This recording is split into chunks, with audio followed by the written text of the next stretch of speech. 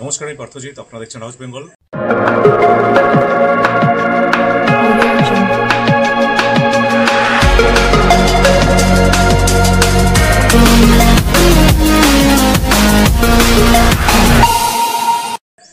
কাল রাতে air strike হয়েছে।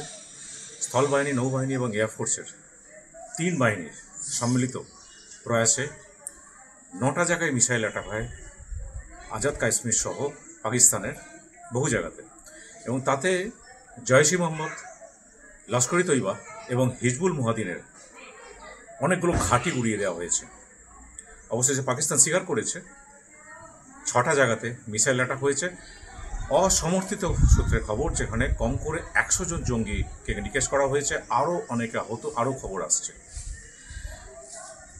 আজকে মক ড্রিলের যে নির্দেশ দেওয়া হয়েছিল সেন্ট্রাল গভর্নমেন্টের হোম অ্যাফেয়ার্স থেকে 244টা জেলায়, সেখানে একটাই কারণে দেওয়া হয়েছিল যে সিভিলিয়ান, এবং যেটা মক ড্রিল হচ্ছে, সিভিলিয়ানদের যাতে যদি বাইরের সামরিক আক্রমণ হয় সেক্ষেত্রে কীভাবে বাঁচবে, কীভাবে এমার্জেন্সি যে যখন জারি হবে সেই সময় কীভাবে তারা মুভ করবেন।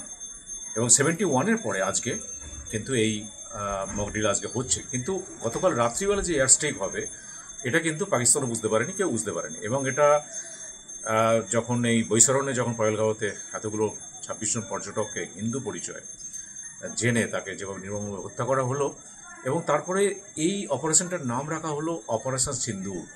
কারণ সিঁদুর দেখে দেখে কিন্তু মারা হয়েছিল, যার জন্য অপারেশন সিন্দুর বা অপারেশন সিঁদুর এই যে নামটা রাখা হলো। এবং এই অপারেশন সিঁদুরের মারফত যেভাবে 9টা জায়গাতে এয়ার স্ট্রাইক হলো, মিসাইল স্ট্রাইক হলো, এবং তারপরে পাকিস্তান প্রত্যাঘাত করেছে।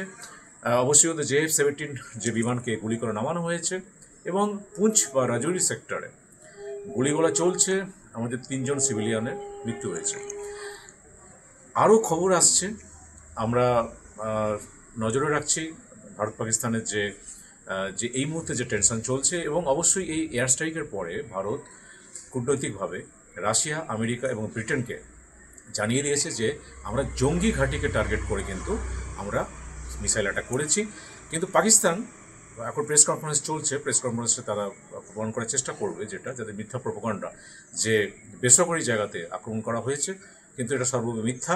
কারণ বেসরকারি জায়গাগুলোতেই কিন্তু এই ধরনের জঙ্গি সংগঠনগুলো তাদের সদর দপ্তর তৈরি করে যাতে বাইরের আক্রমণ থেকে বাঁচতে। এটা স্ট্র্যাটেজিটা অনেকেই জানে।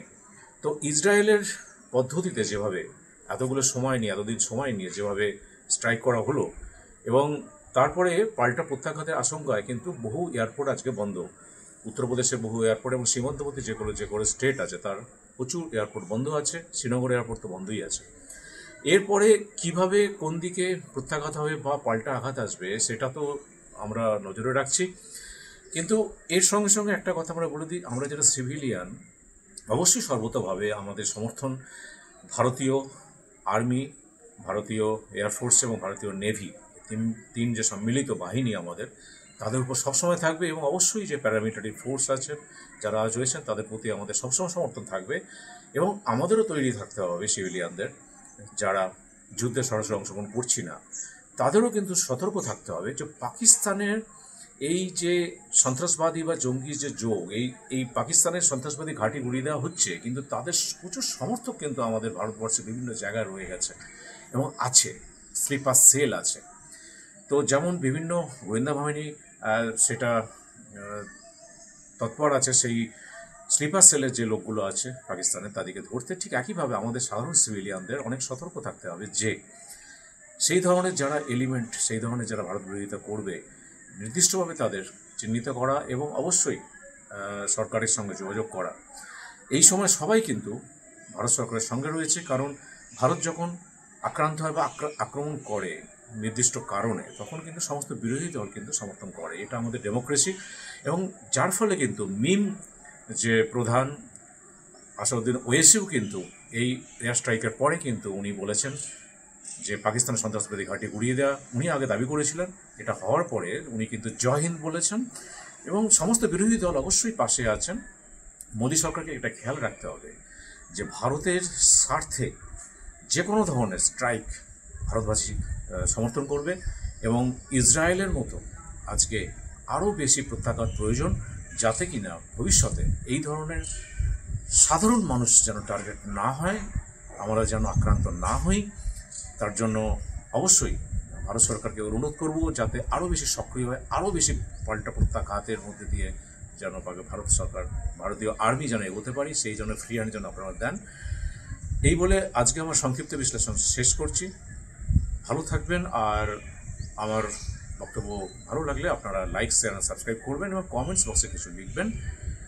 জয় হিন্দ, জয় বেঙ্গল।